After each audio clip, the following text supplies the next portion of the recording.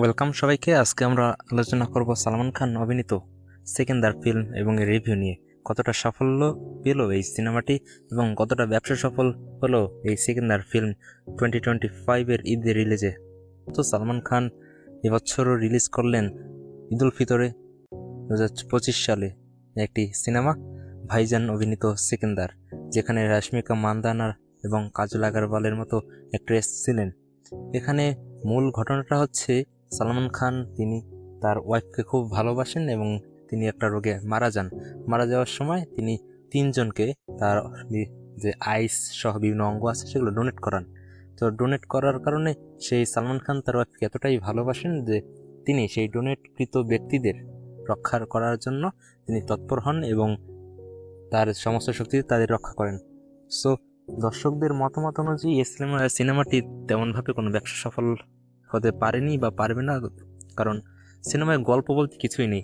সালমান খানের body language, action কিচ্ছু নেই। এখানে সবাই ধারণা করছে যে সালমান খান প্রতি বছরের ন্যায় ঈদে যে একটা রিলিজ দিতে হয় সেই কারণেই সিনেমাটি বানিয়েছেন, কিন্তু সিনেমাটা দ্বারা যে দর্শক তাদের মনের আশা পূরণ করতে পারবে সেরকম কোনো সিনেমা হয় নাই।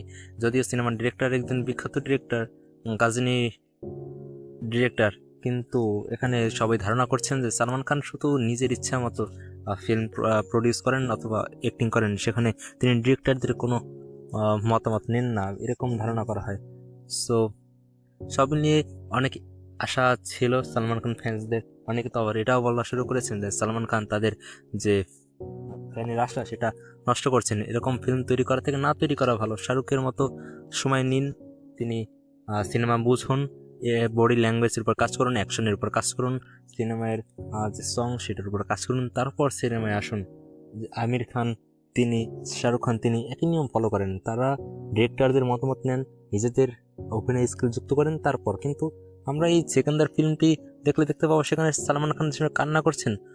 তো হলে পুরো মানুষ কান্নার পরিবর্তে হাসতেছিল, যেখানে সালমান খানের মতো একজন স্টার, ইন্ডিয়ার বিগেস্ট সুপারস্টারের ভিতরে একজন সালমান খান, তিনি যখন কান্না করেন তখন কীভাবে মানুষ হাসতে পারে? সো এই বিষয়গুলোর উপর একটু নজর দেওয়া উচিত। আর বাকি বলতে আমারও তেমন একটা ভালো লাগেনি। সামনের সিনেমার জন্য ভাইজানের জন্য শুভকামনা রইল। আর সর্বোপরি সিনেমাটি রেটিং আমার কাছে 1 to 5-এর ভিতর 1 স্টার। আপনাদের কাছে কি রইল মতামত জানাবেন। Thanks for watching and follow to my page and subscribe to my YouTube channel.